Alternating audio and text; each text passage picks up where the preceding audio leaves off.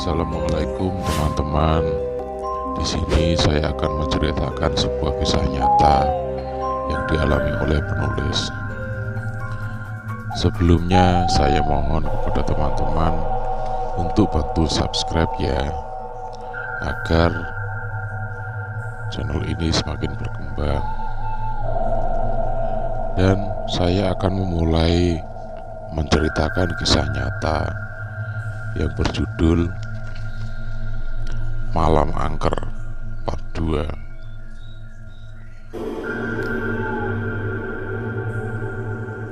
Setelah sampai di rumah temanku Ali, aku langsung menceritakan semuanya.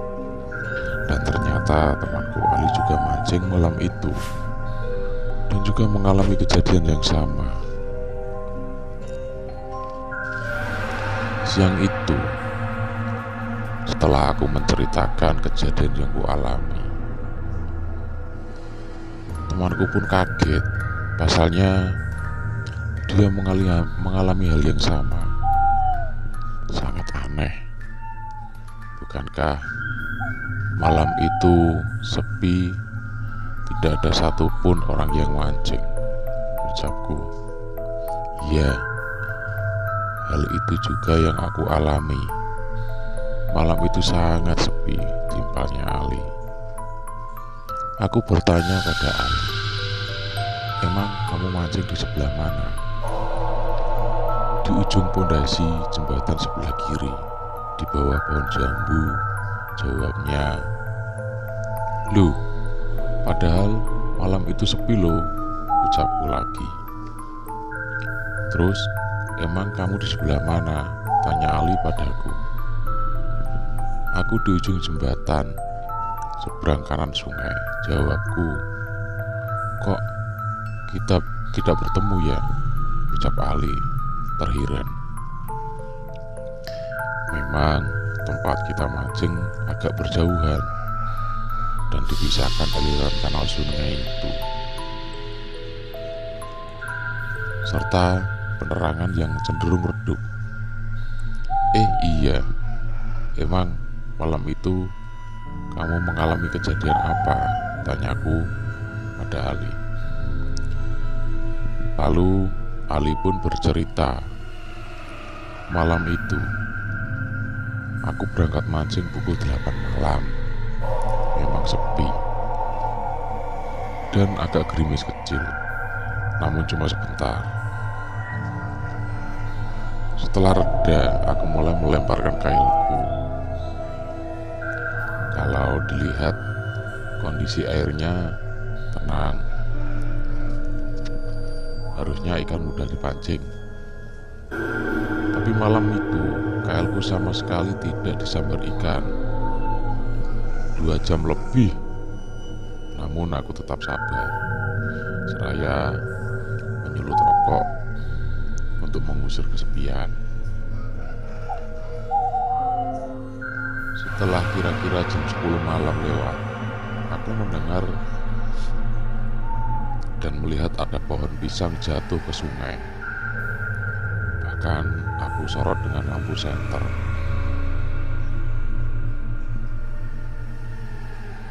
Terlihat sebatang pohon pisang terjatuh, entah dari mana asalnya. Sedangkan di sisi kiri sungai tempatku duduk, tidak ada pohon pisang. Sungguh aneh.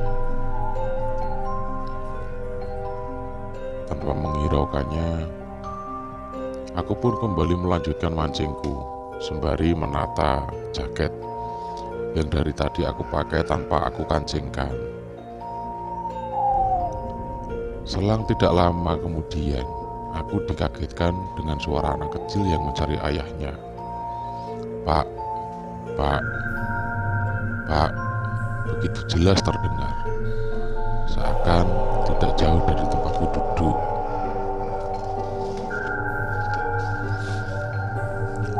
Segera aku menoleh ke belakang, karena di belakangku itu jalan raya yang hanya dibakar tanaman pohon sebagai pembatas jalan dengan area sungai. Aku menyalakan senterku lagi, aku mencari arah suara itu. Namun tidak kutemukan ada anak kecil di jalan itu. Aku pun kembali fokus dengan pancingku. Pak, Pak, Pak. Dengar lagi suara itu. Aku pun menoleh lagi ke arah jalanan. Namun tetap nihil. Sepi. Hanya beberapa yang lewat pengendara motor. Itu pun tidak seramai biasanya. Mungkin hanya halusinasiku saja, batinku.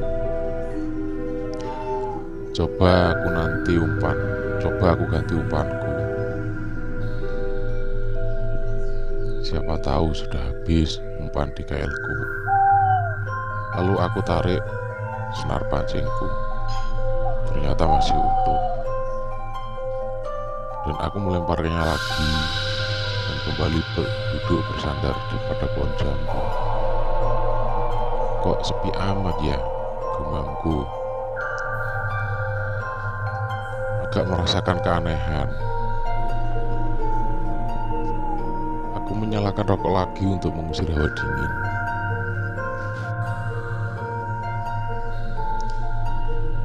Aku lihat jam di HP sudah menunjukkan pukul 11:30 malam. Sudah tengah malam rupanya. Sampai jam 12 malam. Kalau tidak dapat ikan, aku pulang. Gumamku dalam hati. Baru saja aku menyalakan rokok, terdengar suara gemuruh yang sepertinya suara hujan lebat sekali. Aku tengok ke atas, ternyata langit cerah bertabur bintang. Aneh, langit secerah ini kok kayaknya hujan ya, batinku. Aku berniat menggulung pancingku, berjaga kalau hujan beneran. Ternyata suara hujan itu hilang dan berganti suara angin yang mengoyak dedaunan. Semakin aneh terasa. Tadi hujan, sekarang angin. Tapi dari mana ya arahnya? Ucapku lirih. Tak berselang lama, angin berembus dari belakangku. Sangat dingin, namun hanya sekejap, dan membuat bulu halus di leherku berdiri. Ada apa ini? Ucapku sambil memegang leherku. Kayaknya ada yang gak beres ini. Segera aku menyalakan lampu senterku dengan niat menggulung pancing dan pulang. Namun, ketika aku mengarahkan pepohonan di seberang sungai, ada keanehan pohon waru yang betapa hebatnya tertiup angin yang arah daunnya tidak bertentu. Namun setelah senter aku arahkan ke pohon lainnya di samping pohon waru itu, tidak ada satupun pohon yang bergerak tertiup angin.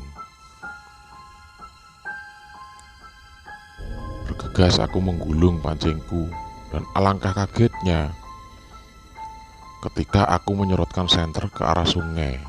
Di sana aliran air itu. Aku lihat ada kepala manusia yang membusuk, menyeringai, dan tersangkut kailku. Sambil berteriak aku berlari ketakutan.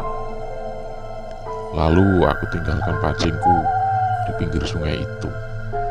Aku memacu motorku dengan kencang agar secepat-cepatnya sampai rumah. Sesampai di rumah, aku seakan merasakan kalau kepala itu mengikutiku terus hingga aku tidak bisa tidur semalaman. Hingga ketika hari sudah siang, aku pun mengantuk. Niatku ingin kupejamkan mata. Tiba-tiba ada yang memanggilku. Dan ternyata suara itu dari temanku, Eka. Dari semenjak kejadian malam angker itu hingga saat ini, kami tidak pernah lagi mancing di sungai kanal itu. Namun kami berniat mencari lokasi mancing yang baru, karena kegemaran mancing malam sudah menjadi hobi kami. Terima kasih untuk kawan-kawan yang sudah mendengarkan cerita dari saya. Semoga kita semua selalu dalam lindungan Tuhan. Amin. Wassalamualaikum warahmatullahi wabarakatuh.